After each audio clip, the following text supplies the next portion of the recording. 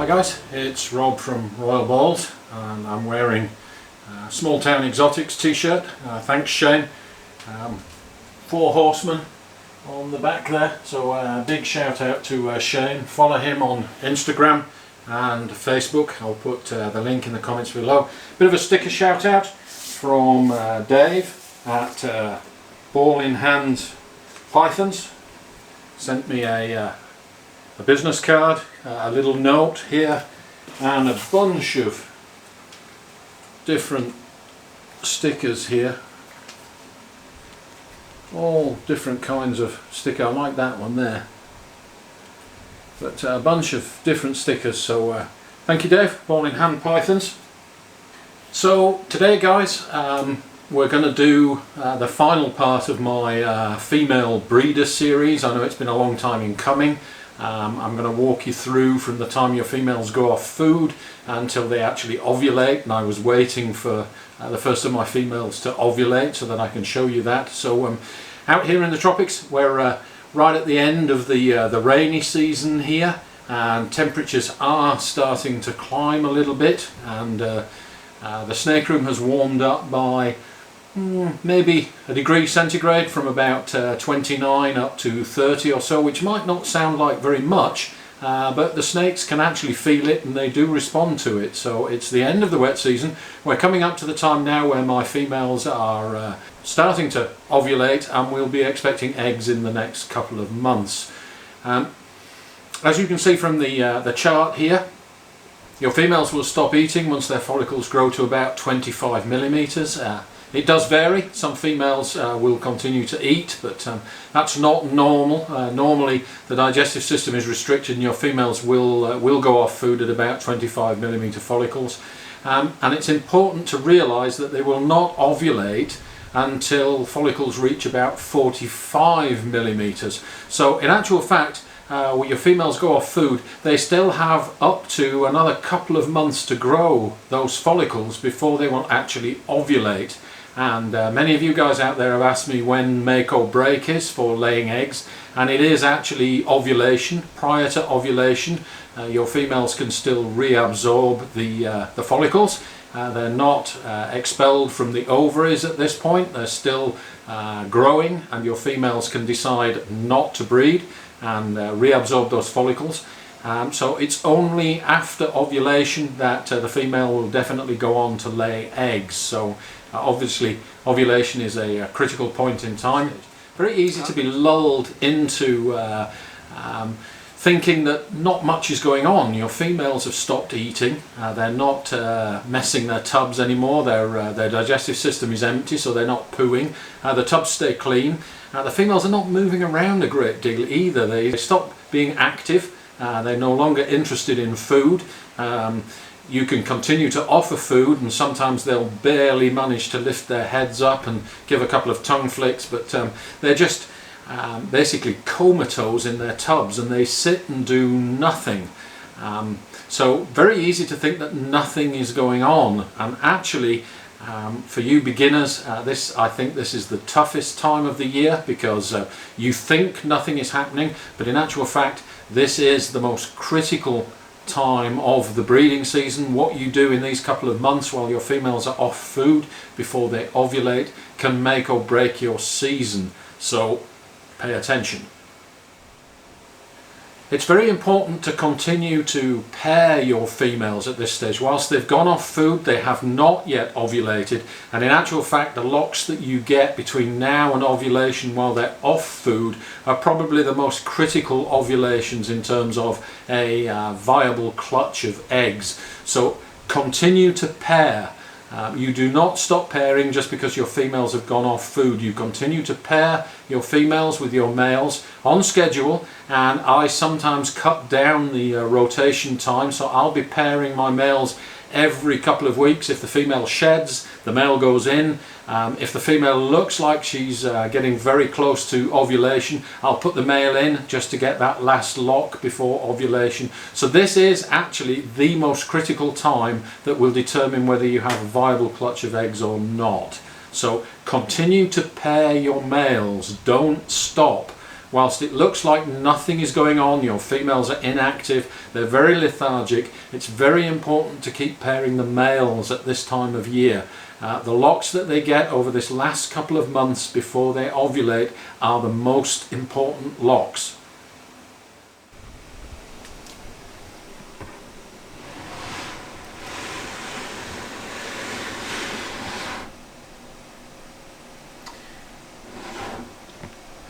This guy here is my banana black pastel, dwarfed by the massive cinnamon Mojave female.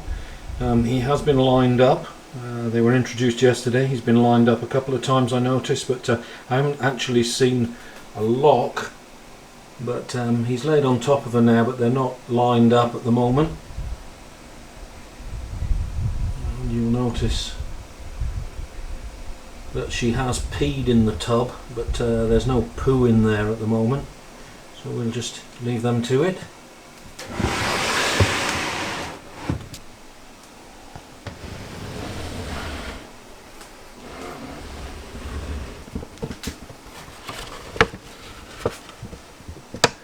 And these guys were locked up earlier. Again, they went in yesterday. This is my normal girl to my scorch male, the Super Pastel Leopard Mojave, and what I want from this pairing are some Pastel Leopards and Pastel Mojaves.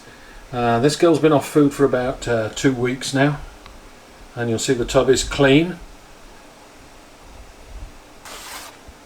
Get onto it.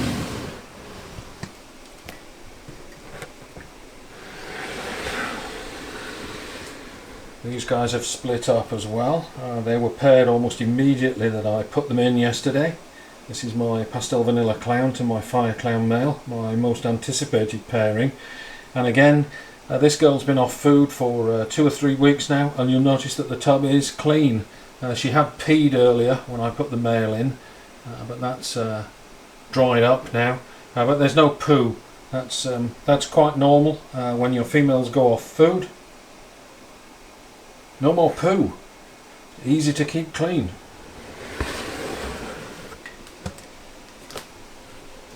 Here's another girl, my Silky Way. So this is my Leopard Ivory, possible het pied to my Pastel Pied male, and again yesterday when I put them in they locked up immediately. This girl has been off food for 2 months, about 50 something days, and she's been lying upside down, she's been lying on her side, she's been hugging the water bowl and then moving away from the water bowl and pulling all sorts of weird shapes. But they locked up yesterday almost immediately, and I think this girl is probably the closest to ovulation. I'll be watching for ovulation here within the next couple of weeks. But I got a last lock in with this male before she ovulates, so hopefully we'll see some eggs from this girl. She'll probably be the first one to go.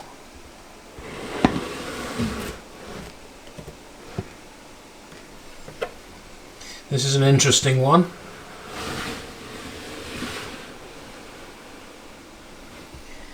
You can see the lock there. There they are. And believe it or not, this little male here, an orange dream yellow belly male, is about 6 months old and 600 grams.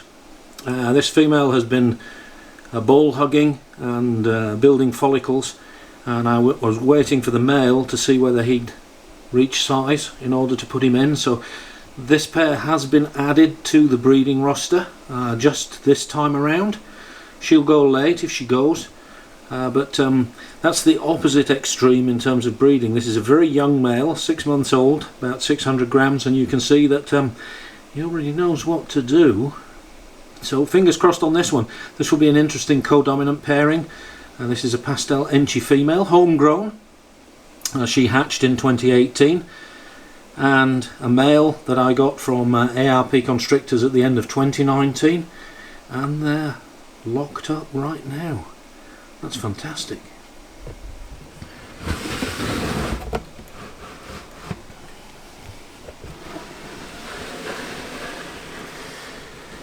This female at the bottom is a Pastave vanilla female with a pastel spot nose yellow belly male. There should be some interesting combos there, but this female was a slow starter. I didn't know that she was going to go, and then she started to eat ravenously and started bowl hugging, but she slowed down again, and I'm not sure that she's going to go this season. She hasn't really been giving me the signs. We've kept pairing just in case. He is laid on top of her. They were locked several times previously over the last couple of months. They haven't locked this time, and she's actually looking a little reluctant. So we'll see how this one goes. We'll keep pairing.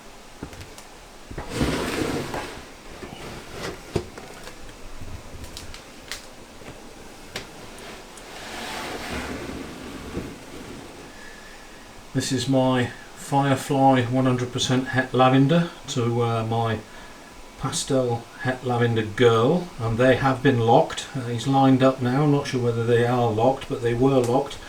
I've got a pair of these girls, so he's going to go to this one first, and we'll rotate on to the next one after he's finished here.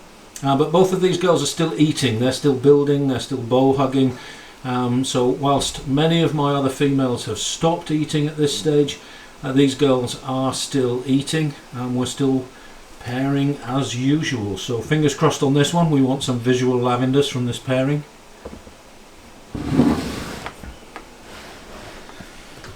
This is the other girl that he'll be going to next. You can see that she is bowl hugging, still building. She's still eating.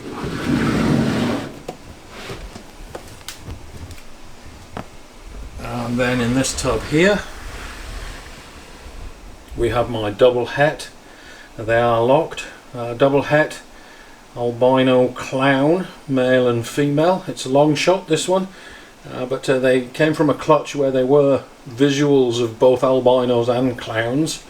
The pairing for the clutch that produced this pair was a het to het pairing, so they are 66% post hets for albino and clown, and the female in particular is very, very bright. So again, I've got a pair of these. This male is doing the business with her right now. These guys have been off food for the last couple of weeks. They stopped eating a couple of weeks ago, and you can see the tub is clean. She peed but hasn't pooed when the male went in. And he will go down to the girl below. Here she is, still building, bowl wrapping. So when he's done up there, he'll come down and visit with this girl. Let's just take a look in the breeder female tubs this morning. This girl is in shed. There she is down there.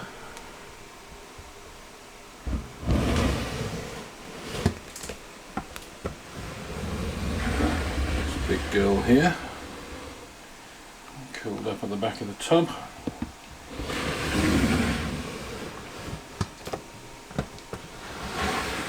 Wide girl, she's also going into shed.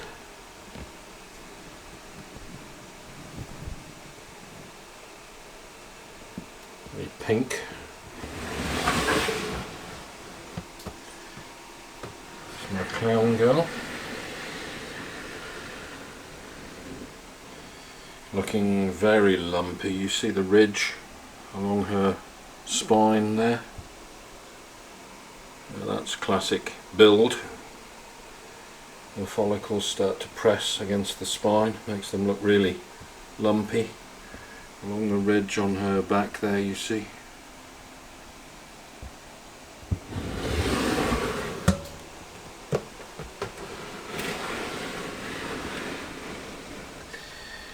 This girl here, it's about time she ovulated. She's just been sitting in a tub, not moving, not eating. I'm still pairing her, she's still locking. But this is the final stages before ovulation. They get very lethargic.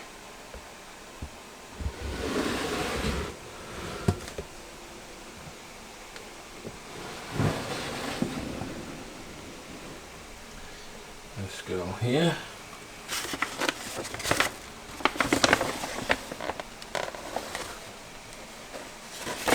and thick here. She's been off food again now too.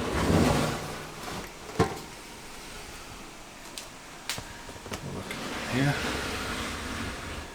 Bowl hugging, yes, just building.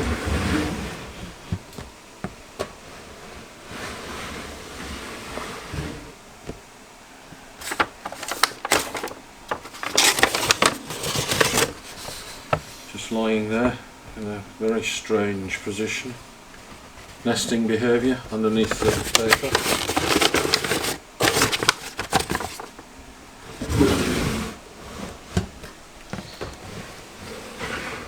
These two girls are still building, but I don't have a male for them yet. These are the exanthics.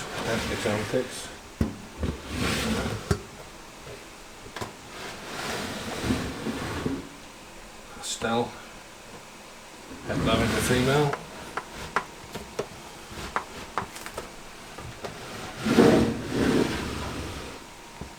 Still cooling. These girls are still feeding. Let's take a look at one of those ovulations. Very easy to be fooled if you're a beginner between some of the later stages of builds and an actual ovulation. So I did want to wait for an ovulation so I can show you guys what it actually looks like. We'll take a look at a couple of photos of females that are ovulating and females that are just building. And the obvious difference is in the tail end of the snake. While your females are still building follicles, the tail end of the snake will still be very thick and fat right down to the cloaca. It often looks like they need to go to the bathroom. Very, very thick right the way down to the tail end. Once the females start to ovulate, you will see that the tail becomes very thin and tapered, and it gets sucked in. I'll show you that with this female now.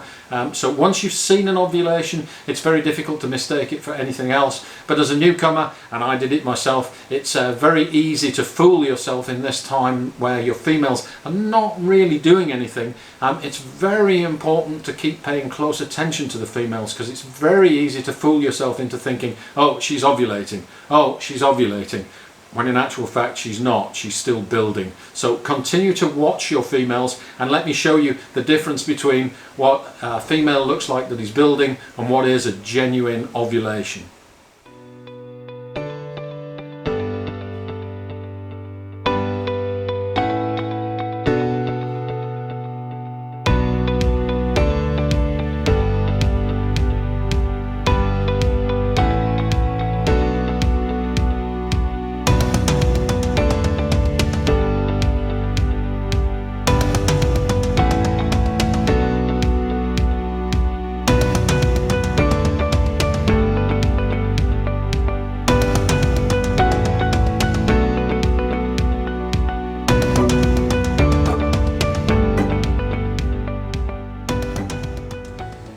Okay, so let's take a look at that ovulation.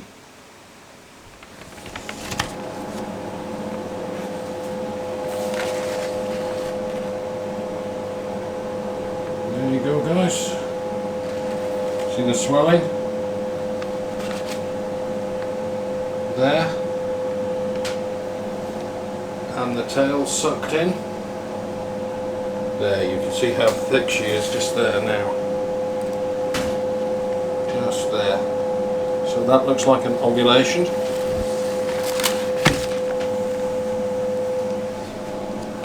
There she is.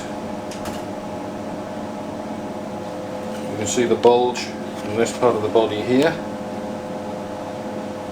Through here. So from about halfway down, from about here, she's swollen all the way down round to here, and you see how thin and sucked in the tail is there. Just look underneath the tail. See how the belly's all sucked in.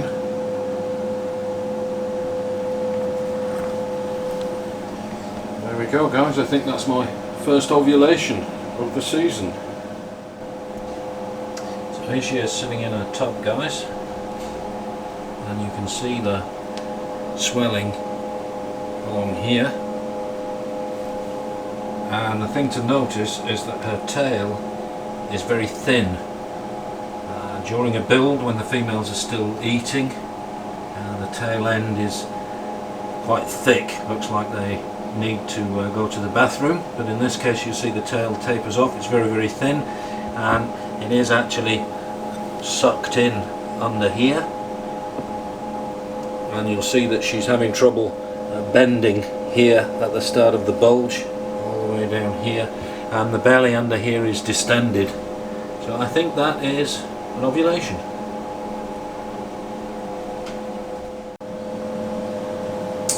Okay guys, this is about 24 hours later.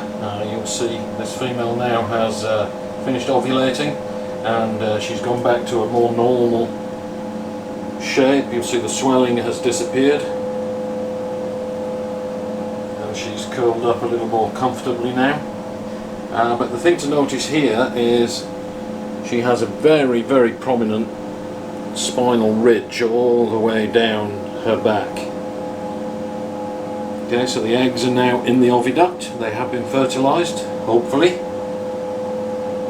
and that presses against the spine.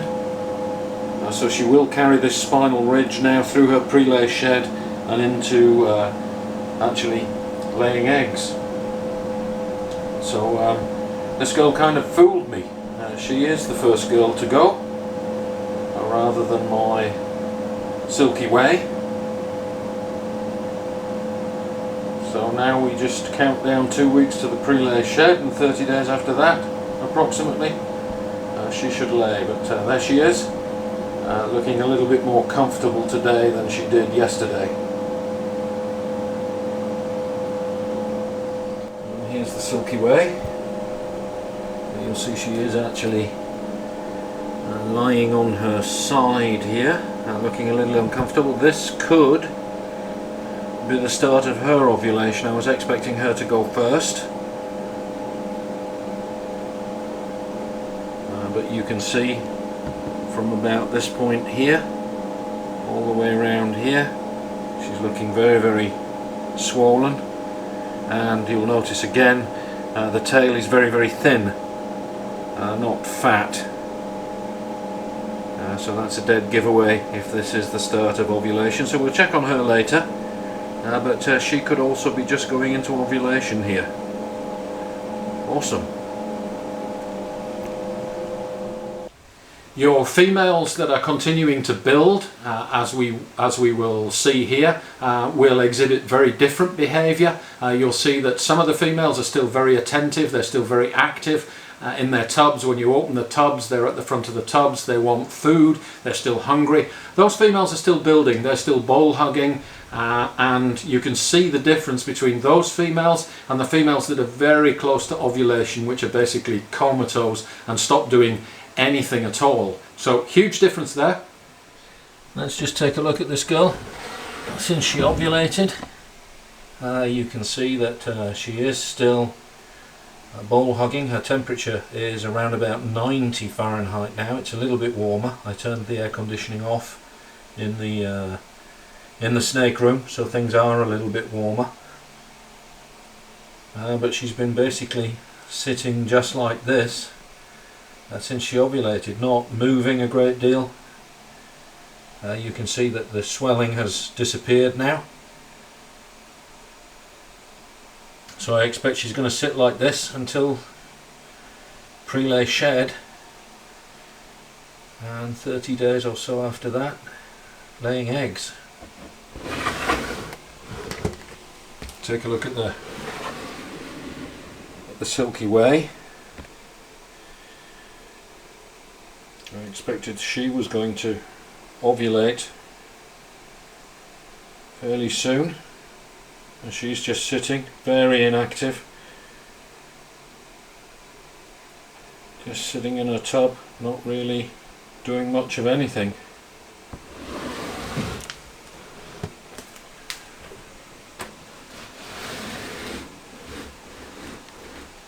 This girl here is still active, she's hungry,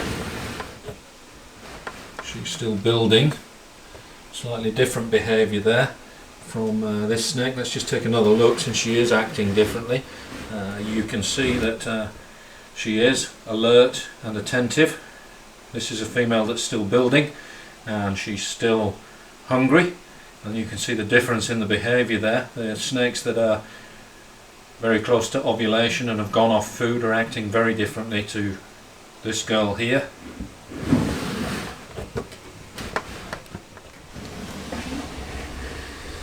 And this girl here off food, you can see she's trashed her cage and she's buried herself underneath the paper. This girl I don't think has ovulated yet, but she's very close. Let's just take a look if we can without disturbing her. There she is. But she's sitting at the back of a tub, very inactive. There she is. You can see how thick she is. So that's another girl that's probably going to go this year, but off food and behaving very differently to the snakes that are still eating.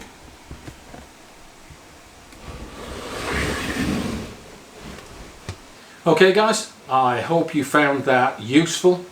Many comments, and I'm answering many questions from first time breeders who are looking forward to their first clutches. As I said, don't be fooled. This is the most critical time of the season, and it's very easy to be lulled into thinking that nothing is actually happening, when in actual fact this is the most important time of the season. So thanks for watching. Don't forget to share, like and subscribe, and we'll see you next time.